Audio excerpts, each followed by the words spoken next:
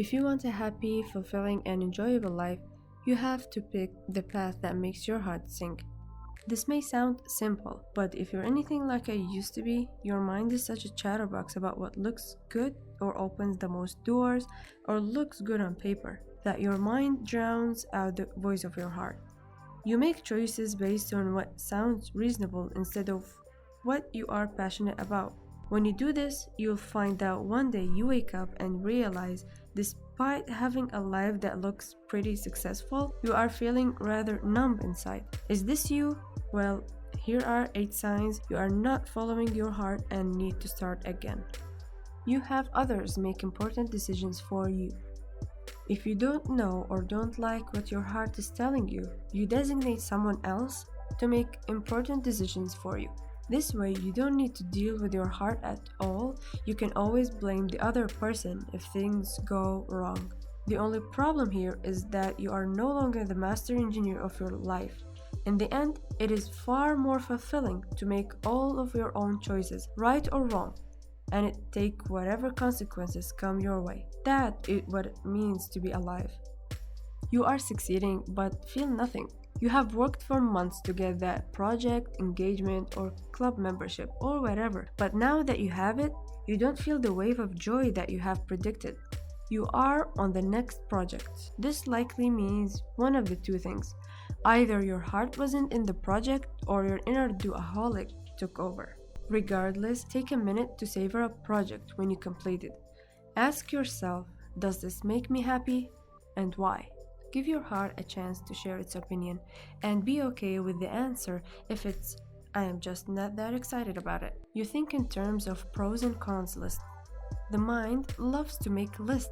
The heart does not, it just feels. So if you find yourself making or justifying a decision with a pros and cons lists, consider that you have not consulted your heart. It's okay to make these lists, but they have to be used in partnership with the gut feeling from your heart. You are a chameleon. You are proud of your ability to fit in anywhere and get along with anyone, which is a talent for sure, but in masterfully adapting to new environments, you lose sight of who you are. You have to drag yourself out of bed in the morning. The old cliche is usually true. If you are not looking forward to what the day holds in store for you, then odds are that there is something blocking your heart from getting excited about. This could be something as simple as an issue that needs to be resolved before your heart can sing again, or something as all-encompassing as the fact that your job is not the right one for you. Start to investigate. Ask your heart what you are dreading about your day and take actions. You are always thinking about what you really want.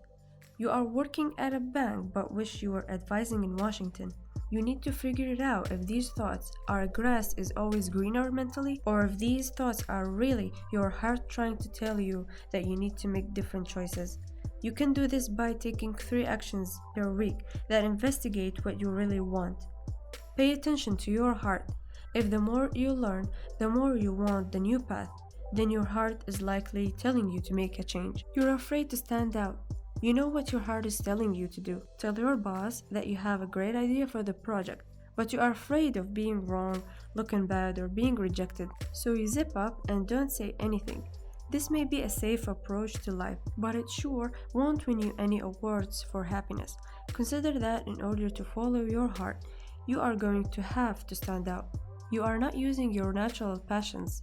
You may be good at what you do, but being good at something doesn't necessarily mean you are passionate about it. Think back on the 20 happiest moments of your life.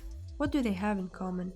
In there, you will find your passions. Are those passions present to your current job, in your relationship?